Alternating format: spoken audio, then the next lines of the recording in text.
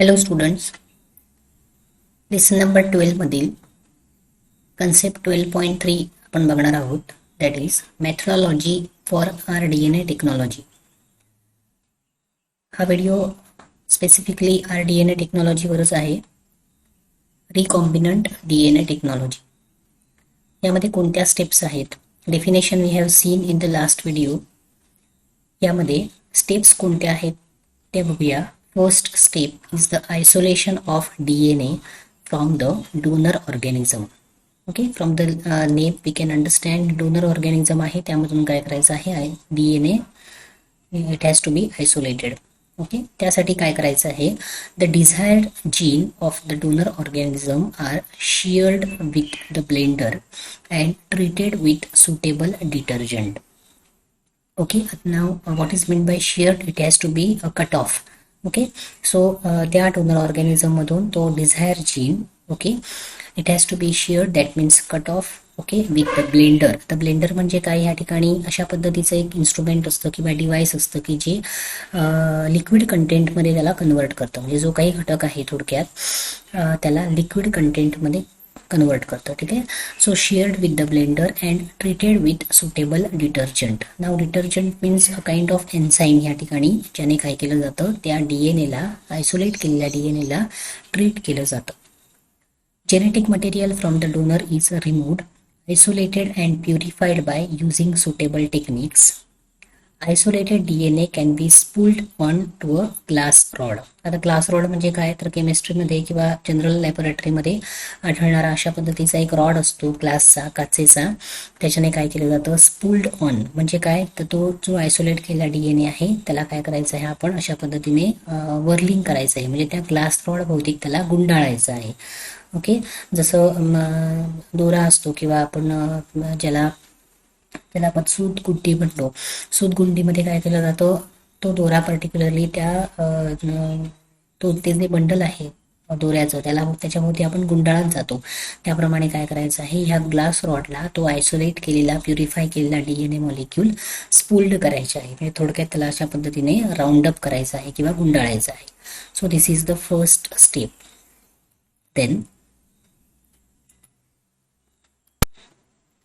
Then see, further isolated purified DNA is then cleaved by using restriction endonucleases, that is RE. This we know. आता जो काढलेला DNA आहे त्याला काय करायचं आहे, क्लीव्ड म्हणजे त्याचं विभाजन करायचं आहे by using the restriction endonucleases RE. These enzymes cleave DNA at specific sites called as the restriction sites and break the DNA into the fragments. Okay, ज्या ठिकाणी रेस्ट्रिक्शन साइट्स असतात ते आयडेंटिफाय करून हे एन्झाईम्स काय करतात, त्या डीएनए मॉलिक्यूलला कट करतात into different fragments. Cleaved DNA fragments have cohesive, sticky, staggered ends और ब्लंट एंड्स. ओके, आता जसं आपण लास्ट व्हिडिओमध्ये बघितलं की तो डीएनए मॉलिक्यूल कुठे कट होतोय, इन बिटवीन कट होतोय की ॲट द एंड कट होतोय, त्याप्रमाणे त्याचे ब्लंट एंड, स्टिकी एंड असे एंड्स तयार होतात, त्याचे टोकं तयार होतात. Okay, so now this DNA molecule has different ends, cohesive, sticky, staggered ends और द ब्लंट एंड्स.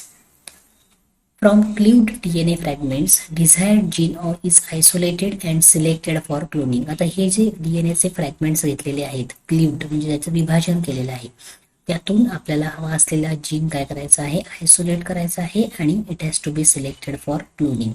एकाचं क्लोनिंग आपल्याला करायचं आहे, त्याच्या अनेक कॉपीज बनवायच्या आहेत, बरोबर आहे. So it has to be taken now. This is now called as foreign DNA or the passenger DNA. Okay, आता हा जो डीएनए काढला जातो after the isolation, after the fragmentation of DNA molecule, जो काढला जातो बाहेर डीएनए, त्याला फॉरेन डीएनए किंवा पॅसेंजर डीएनए असं म्हटलं जातं.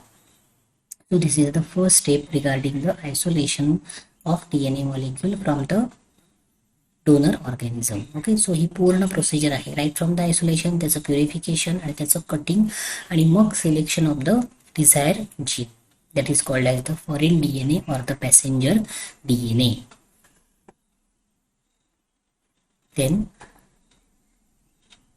नाव see outline of the process of rDNA technology. तुम्हाला प्रत्येक वेळेला स्टेप्स वाचताना ही प्रोसिजर डोळ्यासमोर आणणं आवश्यक आहे, अथवा तुम्हाला ही डायग्राम डोळ्यासमोर ठेवूनच बाकीच्या ज्या प्रोसेस आहेत ते वाचणं आवश्यक आहे. अदरवाईज तुम्हाला हे कळायला थोडंसं कॉम्प्लिकेटेड वाटू शकतं. Okay, see here donor cell is there. This is the donor cell. Okay, ह्यामध्ये डीएनए तुम्हाला दाखवलेला आहे. This is the first step. DNA is isolated. हा डीएनए बाहेर काढलेला आहे. सी आता ह्या संपूर्ण डीएनए मॉलिक्युल मधून हा जो तुम्हाला दाखवलेला आहे, ओके, थोडासा राऊंड केलेला, that is the target DNA. म्हणजे हा आपल्याला क्लोन करायचा आहे. ओके, संपूर्ण डीएनए मधून जो काढला जातो त्याला म्हटलं जातं आफ्टर द प्युरिफिकेशन, जो बाहेर काढला जातो डिझायर्ड डीएनए, त्याला टार्गेट डीएनए असं म्हणतात. म्हणजेच हा कोण आहे, फॉरेन डीएनए किंवा पॅसेंजर डीएनए. ठीक आहे, हा बाहेर काढलेला आहे बघ.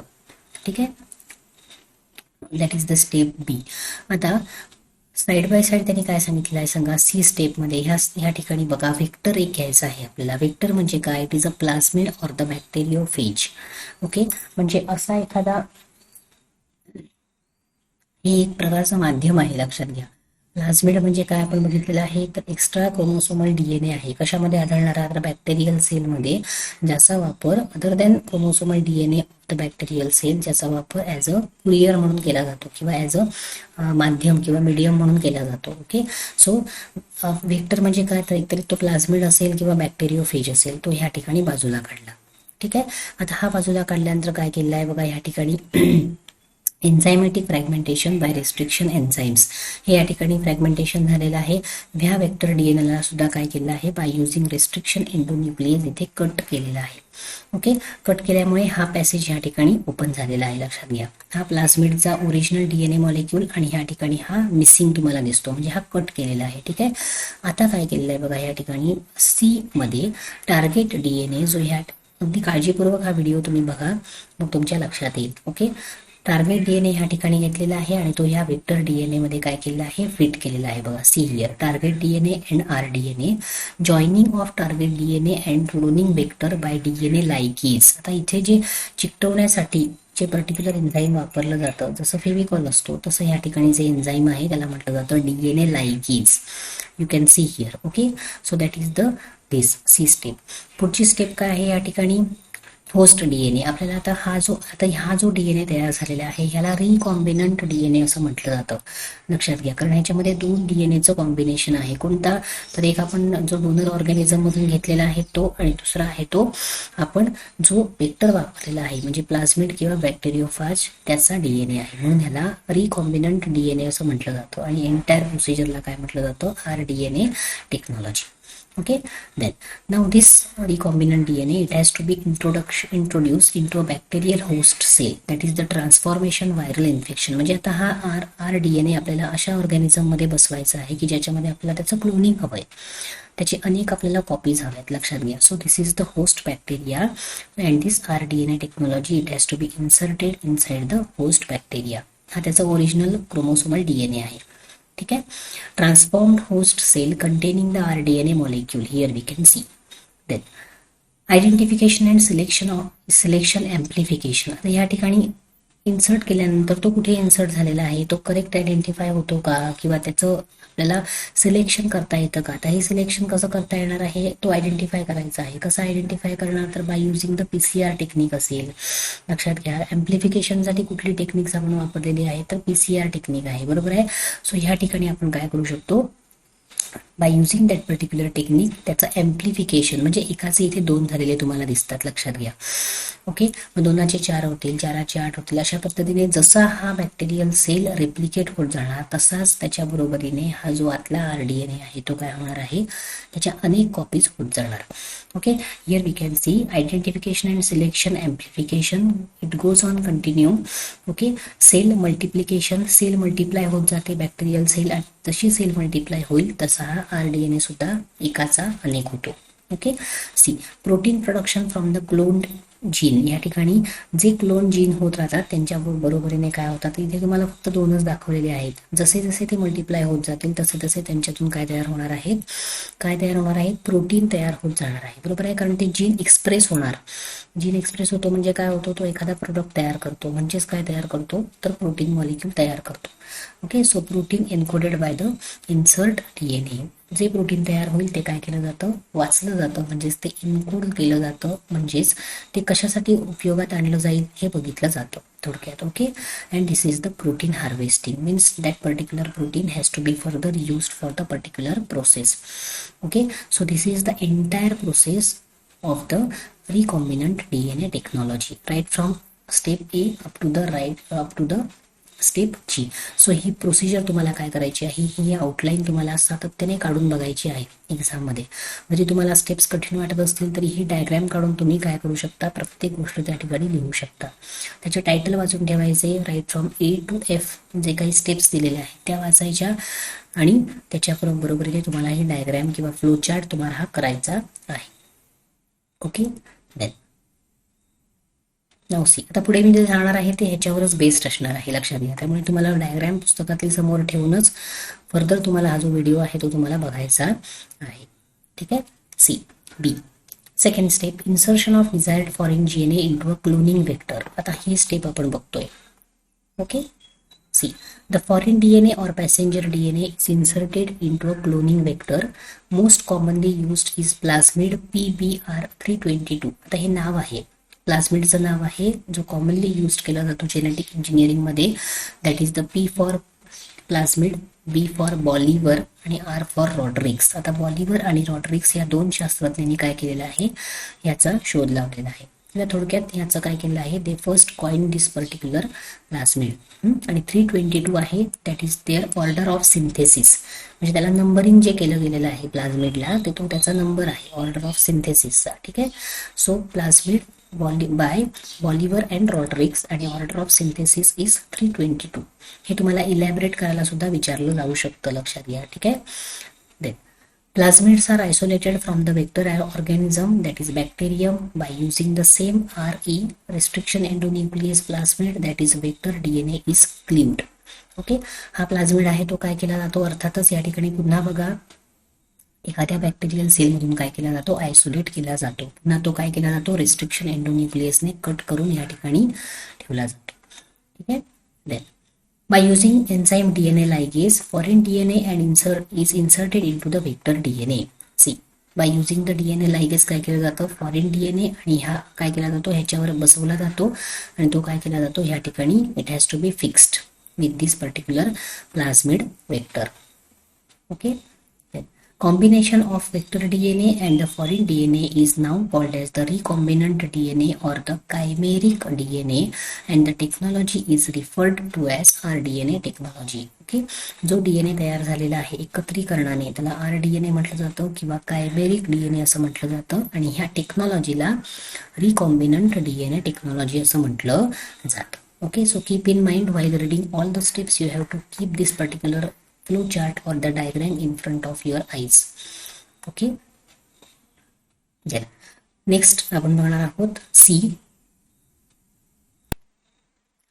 Third step, the transfer of rDNA into suitable competent host or cloning organism. आता हा rDNA आपल्याला काय करायचा आहे, कॉम्पिटंट होस्ट मध्ये फिक्स करायचा आहे. Okay, finally the rDNA is now introduced or transferred for expression into a competent host cell of a suitable cloning organism using a bacterium. Bacterial cell वापरायचा आहे ज्याच्यामध्ये आपल्याला त्याला क्लोन करायचं आहे.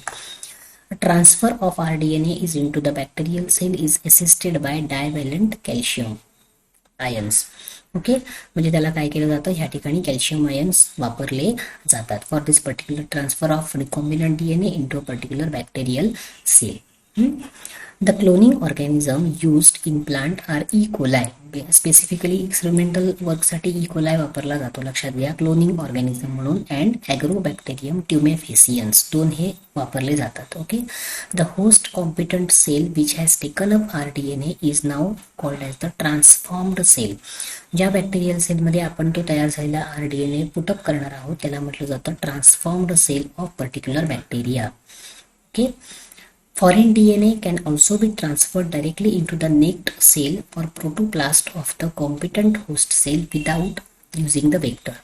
ओके, आता या वेक्टर शिवाय हे वेक्टरचा वापर करून हे चाललेलं आहे, पण विदाउट युजिंग द वेक्टर हा फॉरेन डीएनए काय केला जातो, डायरेक्टली काय केला जातो, त्या कॉम्पिटंट होस्ट सेलच्या प्रोटोप्लाझममध्ये काय केला जातो, पुटअप केला जातो, किंवा नेक्ड सेलमध्ये सुद्धा पुटअप केला जातो. ती अदर प्रोसिजर आहे. सध्या आपण बघणार आहोत ते बाय युजिंग द PBr322 प्लाझमिडचा वापर करून. ठीक आहे. This is done by using techniques like electroporation. म्हणजे हा विदाउट युजिंग वेक्टर जे आहे हे जर करायचं असेल तर कुठल्या टेक्निक्स वापरतात, तर ह्या टेक्निक्स इलेक्ट्रोपोरेशन असेल, मायक्रो इंजेक्शन असेल, लायपोफेक्शन असेल, short gun, ultrasonification, biolistic method etcetera. But in plant biotechnology the transformation is through TI plasmid of E ट्युमेफेसियन.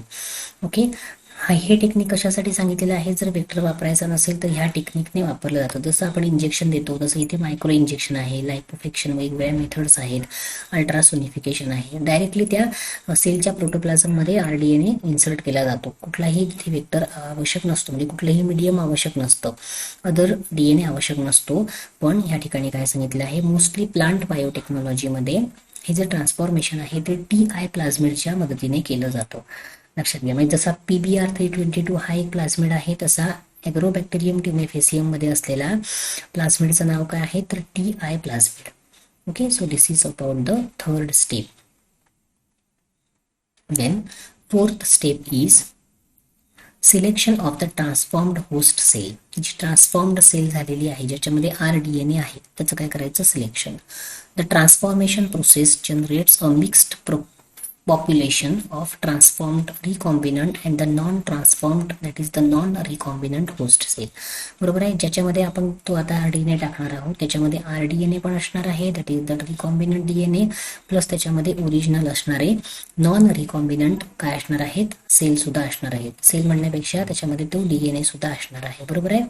त्याचा ओरिजिनल क्रोमोसोमल DNA आणि आताचा रिकॉम्बिनंट DNA, दोन्ही DNA त्यामध्ये प्रेझेंट असणार. For isolation of recombinant cell from non-recombinant cell, marker genes of plasmid vector is employed. Okay, आता recombinant sale कुठला किंवा non recombinant sale कुठला हे आयडेंटिफाय करण्यासाठी आणि त्यातला एक्झॅक्टली रिकॉम्बिनंट DNA घेण्यासाठी काय केलं जातं, मार्कर जीन वापरला जातो. म्हणजे अशा पद्धतीचा जीन असतो, तो काय करतो, थोडक्यात तिथे मार्किंग करतो.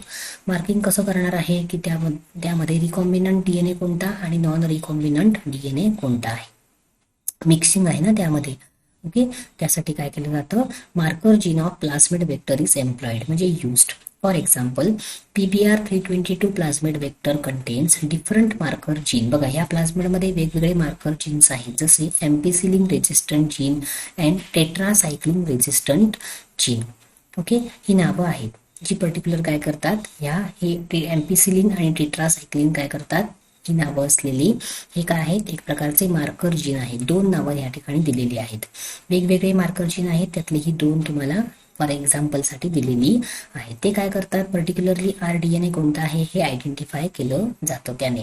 ओके, वेन PST हे सुद्धा नाव आहे, PST1RE इज यूज, म्हणजे रेस्ट्रिक्शन एंडोन्यूक्लियसचं हे नाव आहे, लक्षात घ्या. Okay, it knocks out ampicillin resistant gene from the plasmid so that the recombinant cell becomes sensitive to the ampicillin. Okay, हे रेस्ट्रिक्शन एन्झाईम ज्या वेळेला वापरलं जातं त्यावेळेला काय सांगितलेलं आहे, knocks out ampicillin resistant gene from the plasmid so that recombinant cell becomes sensitive to ampicillin. म्हणजेच काय, ampicillin resistant gene आयडेंटिफाय करण्याची त्याच्यामध्ये कॅपॅसिटी निर्माण होते. और इट हॅज बीन काय केलं जातं, त्याला लेबल्ड केलं जातं थोडक्यात, की हा जो पर्टिक्युलर DNA आहे that is the recombinant one and that is the sensitive to the ampicillin. Okay, and that is the recombinant cell. Okay, हे काय आहे, आयडेंटिफिकेशन कसं करायचं आहे, ट्रान्सफॉर्म्ड सेलमध्ये रिकॉम्बिनंट DNA कोणता आणि नॉन रिकॉम्बिनंट DNA कोणता हे आयडेंटिफाय करण्यासाठी तुम्हाला काय सांगितले आहेत, मार्कर जीनचा वापर कसा करायचा हे त्या ठिकाणी दिलेलं आहे. ठीक आहे sir, that is about the fourth step. Then fifth one, multiplication of the transformed host cell. आता मल्टिप्लिकेशन सेल जसे मल्टिप्लाय होणार तसा त्याच्यामधला rDNA सुद्धा काय होणार, क्लोन होणार आहे. The transformation process generates a mixed population of transformed, that is the recombinant and the non-recombinant host cell.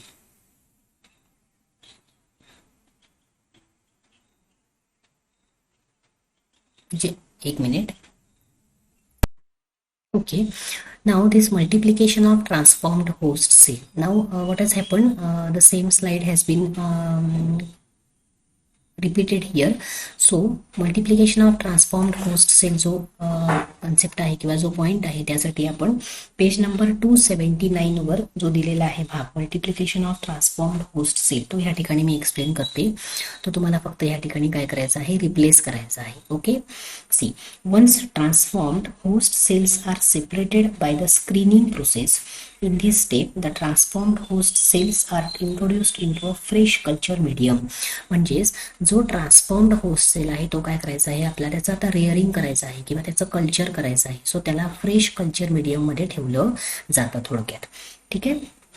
At this stage, the host cell divide and redivide along with the replication of the recombinant DNA carried by them. म्हणजेच काय केलं जातं, त्यानंतर जसं तुम्ही culture medium मध्ये त्याला put up कराल तसं काय होणार, थोडक्यात त्याच्यामध्ये कल्चरिंग म्हणजे त्याचा एक सेल असेल त्याचे 2, 2चे 4, 8, 15, 16, 20, 25 असे अनेक काय होतात बॅक्टेरियल सेल तयार होतात. आणि जसा सेल रेप्लिकेट होतो तसाच त्यामध्ये असणारा जो काही रिकॉम्बिनंट DNA आहे तो सुद्धा काय होणार आहे, अर्थातच त्याची संख्या वाढत जाणार किंवा थोडक्यात तो रेप्लिकेट होत जाणार किंवा तो मल्टिप्लाय होत जाणार. ठीक आहे. Then okay, so that is about the E point. त्याला म्हटलं जातं multiplication of transformed host cell. पण पुन्हा एकदा सांगते, ह्या दोन्ही ज्या स्लाइड आहेत त्या रिपीट झालेल्या आहेत बाय मिस्टेक. सो तुम्हाला काय करायचं आहे की ह्या इन्स्टेड ऑफ दिस पॉइंट हा जो मुद्दा आहे ह्याच्या ठिकाणी तुम्हाला पेज नंबर 279 वर जो मुद्दा दिलेला आहे तो तुम्हाला पुटअप करायचा आहे. Okay, and the last one is F, that is the expression of the gene to obtain the desired product. Okay, आता expression of the gene to obtain the desired product means what. See finally the desired product like alcohol, enzyme, antibiotics etc. is separated and purified through the downstream processing using the suitable bioreactor. Bioreactor म्हणजे असं एक instrument असतं की ज्याच्यामध्ये काय केलं जातं, तयार झालेलं जे काही प्रोडक्ट आहे ते काय केलं जातं, थोडक्यात बाजूला घेतलं जातं किंवा तयार केलं जातं थोडक्यात त्यामध्ये. ओके, म्हणजेच desired product means what, recombinant DNA technology मधून तुम्हाला जो काही आता तुम्ही आपण बॅक्टेरियल सेलला काय केलेलं आहे, मल्टिप्लाय केलेलं आहे नवीन कल्चर मीडियम मध्ये पुटअप करून. त्याबरोबरीने त्याच्या आतमध्ये असलेला रिकॉम्बिनंट DNA सुद्धा काय झालेला आहे, मल्टिप्लाय झालेला आहे. ओके, एम्प्लिफाय झालेला आहे. त्यामध्ये काय झालेलं आहे, जसा जसा तो तयार होत जातो, जसा जसा तो मल्टिप्लाय होतो तसा तसा तो जीन एक्सप्रेस करणार. बरोबर आहे. आणि ज्या वेळेला जीन एक्सप्रेस होतो त्यावेळेला त्याच्यातून काय होतात, प्रोटीन मॉलिक्युल्स किंवा जो काही डिझायरेबल प्रोडक्ट आहे ते तयार होतं. बरोबर आहे. मग ते प्रोडक्ट कुठलं असेल तर अल्कोहोल असू शकतं, एन्झाईम्स असू शकतं, वेगवेगळे अँटीबायोटिक्स असू शकतात. तो जे काही प्रोडक्ट आपल्याला मिळणार आहेत after the expression of gene of that recombinant DNA molecule ते काय केले जातात, शेवटी सेपरेट केले जातात, प्युरिफाय केले जातात. Okay, through the downstream processing using the suitable instrument, that is the bioreactor. Okay, so this is the last step of the expression of the gene to obtain the desired product. Okay, so this is all A to F steps are concerned with the recombinant DNA technology. Okay, त्यामध्ये पहिला जो मुद्दा सांगितलेला आहे तो कोणता आहे, पहिला आहे तो isolation of DNA from the donor organism. Second is this is complete outline of the rDNA technology. Second, insertion of decide foreign gene into cloning vector. Second one. Third is transfer of rDNA into suitable competent host or cloning organism. Selection of the transformed host cell. D. Multiplication of transformed host cell and expression of the gene to obtain the desired product. Okay, so these A to F, these steps are involved in the rDNA technology. Okay, व्यवस्थित video बघा.